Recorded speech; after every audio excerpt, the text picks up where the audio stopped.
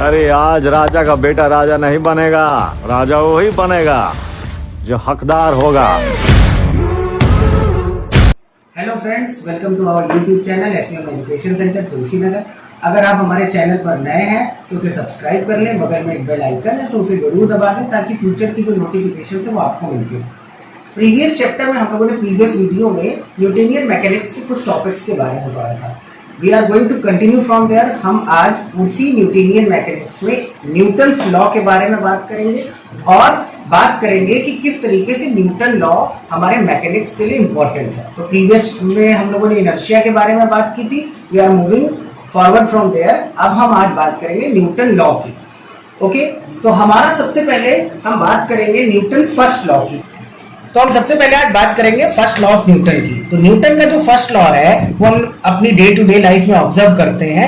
Only a external force can change shape, direction and state of object. यानी कि कोई भी ऑब्जेक्ट तब तक अपनी इनिशियल स्टेट को बना के रखता है जब तक उस पर कोई एक्सटर्नल फोर्स नहीं लग रहा है। We have already studied about inertia, जिसमें हम लोगों ने बात की थी कि inertia is a property to maintain initial position. उसी इनर्शिया के बिहाफ पर न्यूटन ने अपना फर्स्ट लॉ दिया कि always we need a external force. हमेशा एक एक्सटर्नल फोर्स ही किसी भी बॉडी के स्टेट, डायरेक्शन और शेप को चेंज कर सकता है। आप देख रहे हो यहाँ पर एक बॉडी है जो रेस्ट में रखी हुई है, इसके ऊपर एक्सटर्नल फोर्स अप्लाई किया गया, then body is going to move. तो बॉडी जो है उसने मूवमेंट करना शुरू कर दिया। सेम केस इज देयर, अगर कोई बॉडी मूव कर रही है, you want to stop it, आप इसे रोकना चाहते हो। So in that case always you need a external force. Again आपको फिर से एक एक्सटर्नल फोर्स की जरूरत पड़ेगी जो मूविंग बॉडी को रेस्ट में ला सके। तो इट मींस कि अगर कहीं पर भी wherever we need to change the state of object, जहां कहीं भी आप ऑब्जेक्ट के स्टेट को चेंज करते हैं, in that case we need a external force. This is Newton first law. ये न्यूटन का फर्स्ट लॉ है। अब हम बात करेंगे सेकेंड लॉ ऑफ न्यूटन की। तो देखिए, कुछ चीजें हमें अपने दिमाग में बिल्कुल कायदे से फीड अप कर लेनी है कि न्यूटन के जो लॉज हैं दीज आर एक्सपेरिमेंटल ऑब्जर्वेशन। इसमें एक्सपेरिमेंट का होना जरूरी है। अगर आप चाहें इसे किसी मैथमेटिकल या अलजेब्रिक एनालिसिस से करेक्ट कर ले तो ऐसा नहीं हो सकता। तो न्यूटन के जितने भी लॉ हैं they are experiment based law. अब न्यूटन के सेकेंड लॉ के लिए न्यूटन ने एक एक्सपेरिमेंट किया। उन्होंने क्या किया, एक बॉडी के ऊपर फोर्स अप्लाई करा और उसमें जो क्रिएटिंग एक्सेलरेशन था वो देखा कि ये क्रिएटिंग एक्सेलरेशन किस तरीके से वेरी करता है।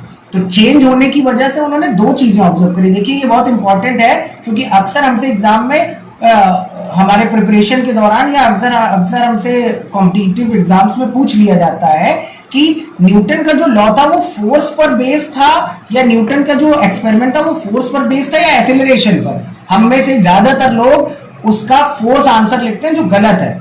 उनका जो करेक्ट वे था, उन्होंने एक्सेलरेशन ऑफ बॉडी के लिए इफेक्टिंग फैक्टर्स फाइंड आउट करे। तो सबसे पहले उन्होंने देखा कि acceleration of body is directly proportional to the applied force. जितना ज्यादा फोर्स किसी बॉडी पर लगाया गया उस बॉडी पर उतना ही ज्यादा एक्सेलरेशन हुआ। This was happened in case of constant mass.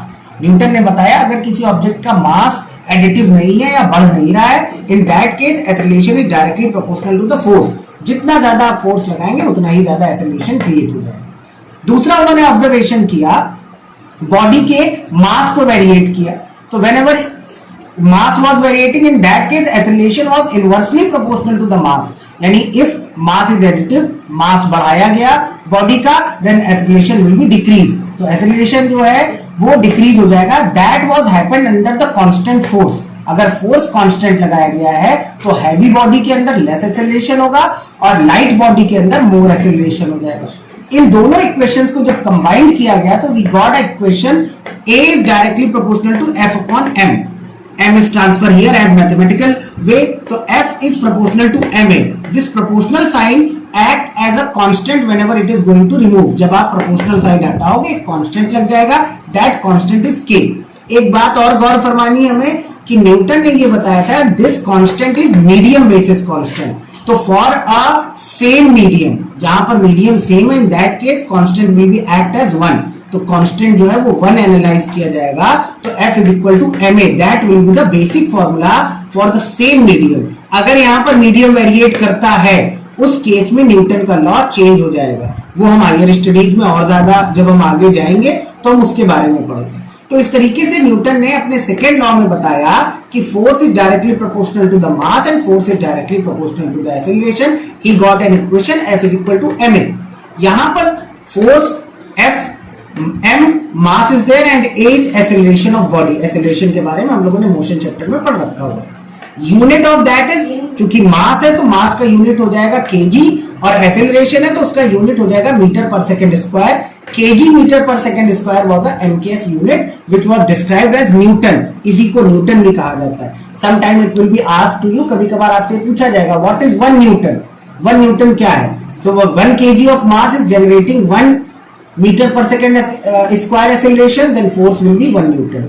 जब 1 kg ऑफ मास का कोई object 1 metre per second square का एक्सेलरेशन जनरेट करेगा, then the force will be 1 newton. वो फोर्स 1 न्यूटन कहलाएगा. बेसिक चैप्टर्स में आपसे इसके बारे में पूछा जा सकता है 9th 10th में. ठीक, अब आ जाए आप न्यूटन थर्ड लॉ के बारे में. न्यूटन का जो थर्ड लॉ है वो हमारे डे टू डे लाइफ में अक्सर ऑब्जर्व किया जाने वाला लॉ है. Action force and reaction force are always equal. Always a body having a action generate equal and opposite reaction. जब भी किसी बॉडी पर कोई एक्शन फोर्स एक्सर्ट किया जाता है तो हमेशा उसके अपोजिट एक रिएक्शन फोर्स जनरेट होता है which is equal in amount. आप अपनी डे टू डे लाइफ में देखें, जब कोई बॉडी रेस्ट में रखी हुई है you will notice that there is a gravitational force working as a action force. एक एक्शन फोर्स होता है ग्रेविटेशन फोर्स जो डाउनवर्ड डायरेक्शन में काम करता है, and opposite to that our body generate a force that is reaction force. वो एक रिएक्शन फोर्स होता है.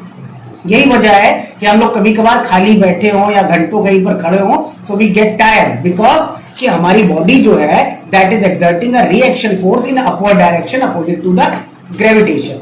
इसी वजह से हमें थकान महसूस होने लगती है. कभी कभार आप और भी देख सकते हैं, suppose you have Tide a stone with a string, so you feel a stretch on that string, that will be a tension force. वो एक टेंशन फोर्स होगा. That is also an example of reaction force.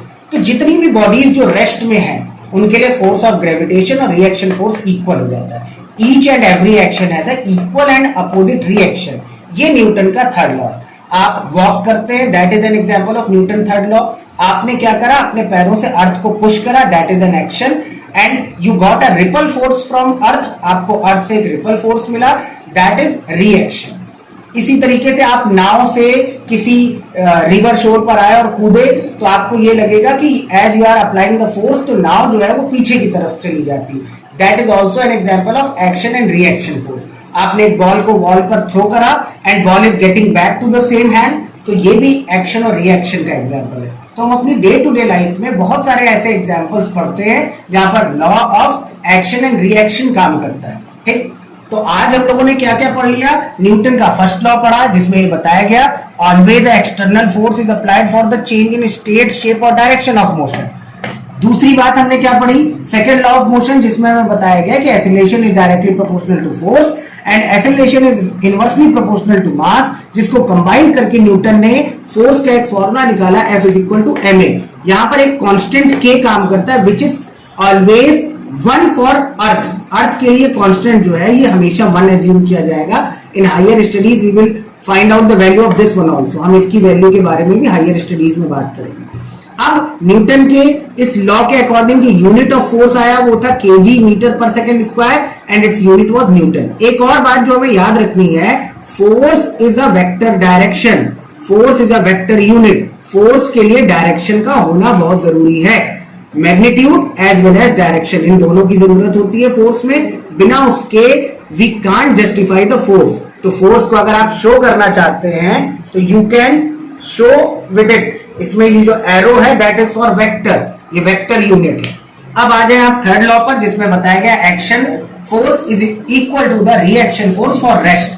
Each and every body whenever it is getting a action it will generate a reaction opposite to that action.